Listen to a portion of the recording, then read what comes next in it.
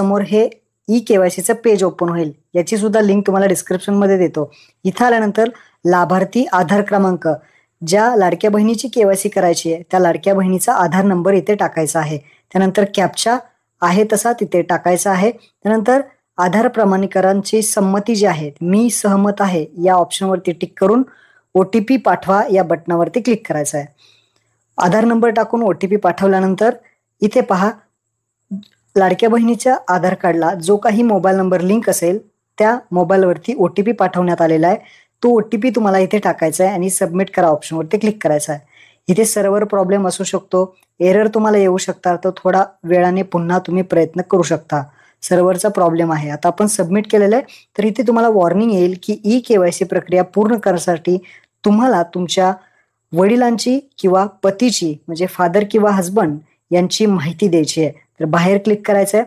वडिलांचा किंवा पतीचा आधार नंबर इथे तुम्हाला टाकावा लागणार आहे. आधार नंबर इथे वडिलांचा किंवा पतीचाच टाकायचा आहे. त्यानंतर कॅप्चा टाकायचा आहे, मी सहमत आहे वरती क्लिक करून OTP पाठवावरती क्लिक करायचं आहे. आता भरपूर जण म्हणतील आम्हाला पती नाही आहे किंवा वडील नाही आहेत किंवा दोन्ही नाही आहेत, तर या संदर्भातली काही अपडेट नाही. यामध्ये अजून कोणताही ऑप्शन आलेला नाही. जर यामध्ये काही बदल केला तर आपल्या पुढील व्हिडिओमध्ये तुम्हाला सांगण्यात येईल. तर इथे OTP पाठवा वरती क्लिक केल्यानंतर तुमच्या वडिलांच्या आधार कार्डला किंवा तुमच्या पतीच्या आधार कार्डला जो मोबाईल नंबर लिंक असेल त्यावरती OTP पाठवला जाईल. तो OTP इथं आता तुम्हाला टाकायचा आहे आणि त्यानंतर सबमिट करा ऑप्शनवरती क्लिक करायचं आहे. तुम्हाला इथे एरर येऊ शकतो, तर जास्तीत जास्त प्रयत्न करा की रात्री के-वाय-सी करायचा प्रयत्न करा, रात्रीची के-वाय-सी होईल. तर इथे मी सबमिट केलेला आहे. OTP सबमिट केल्यानंतर आता वॉर्निंग पुन्हा एकदा येईल की ई-के-वाय-सी प्रक्रिया पूर्ण करण्यासाठी थोडी माहिती द्यायची आहे.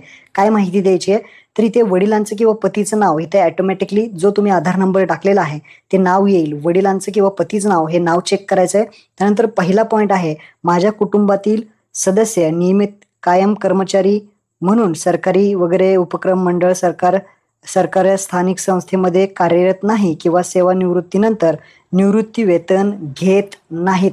इथे भरपूर जण कन्फ्यूज होतात, मी सुद्धा कन्फ्यूज झालो होतो. पहिला पर्याय होय निवडायचा आहे, लक्षात ठेवा होय निवडायचं आहे. त्यानंतर जात प्रवर्ग विचारलाय, ज्यामध्ये तुम्हाला इथं मराठीत मी इंग्लिशमध्ये सांगतो, SC ST, त्यानंतर OBC आहे, VJA आहे, नंतर NTB आहे, NTC आहे, NTD आहे, त्यानंतर SBC आहे आणि सर्वसामान्य म्हणजे ओपन आहे, जनरल आहे. तशा पद्धतीचे हे ऑप्शन आहेत मराठीमध्ये. ते तुम्ही तुमची जी काही कॅटेगरी आहे त्यानुसार तुम्ही इथे सिलेक्ट करू शकता. हे सिलेक्ट केल्यानंतर जो 2 नंबरचा ऑप्शन आहे मी तुम्हाला हा सुद्धा सांगितला आहे, होयच निवडायचा आहे. माझ्या कुटुंबातील केवळ एक विवाहित आणि एक अविवाहित महिला योजनेचा लाभ घेत आहे, तर इथे आपल्याला होय निवडायचा आहे.